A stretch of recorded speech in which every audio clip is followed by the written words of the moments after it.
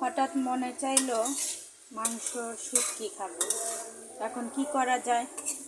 মাংসের শুটকি তো নাই, আর এই মুহূর্তে মাংস এনে শুটকি করাও সম্ভব না। তাই কি করি? তাই অনেক চিন্তা করলাম যে ফ্রিজে মাংস আছে, এটাকেই শুটকির আকৃতি দিয়ে রান্না করি।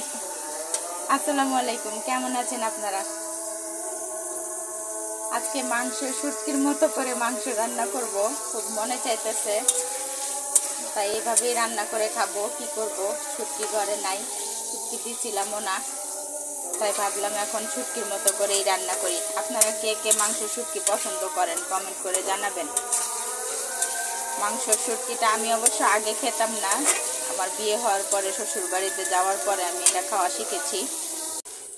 মশলা দিয়ে দিচ্ছি, শুটকি যেভাবে রান্না করে সেম ওইভাবেই, তবে এখানে মাংসের মশলাগুলো দিয়ে দেওয়া লাগে।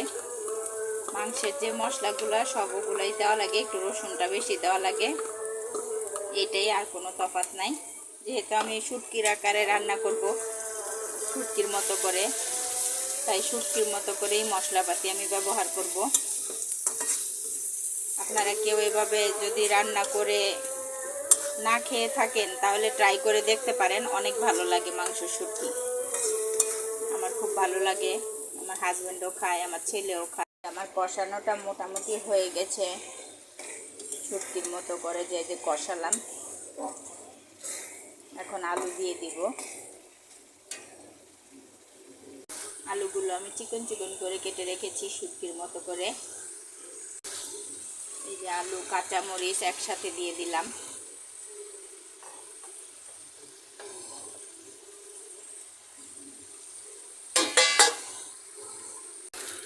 আলু দিয়ে আমি কিছুক্ষণ নাড়াচাড়া করব, নাড়াচাড়া করে পরে পানি দিব আলু সিদ্ধ হওয়ার জন্য। মাংসটা আধা সিদ্ধ হয়ে গেছে,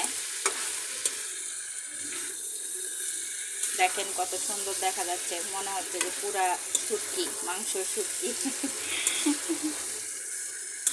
কারা কারা এইভাবে রান্না করে খেয়েছেন কমেন্ট করে জানাবেন।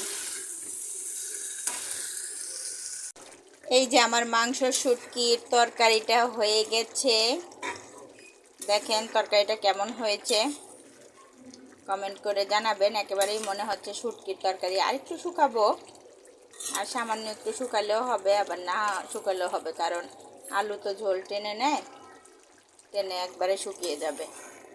দেখেছেন, পুরো মনে হচ্ছে যে মাংস শুটকি রান্না করছি। আমার তরকারিটা কেমন হয়েছে কমেন্ট করে জানাবেন। ভিডিওটা ভালো লাগলে অবশ্যই লাইক কমেন্ট শেয়ার করবেন।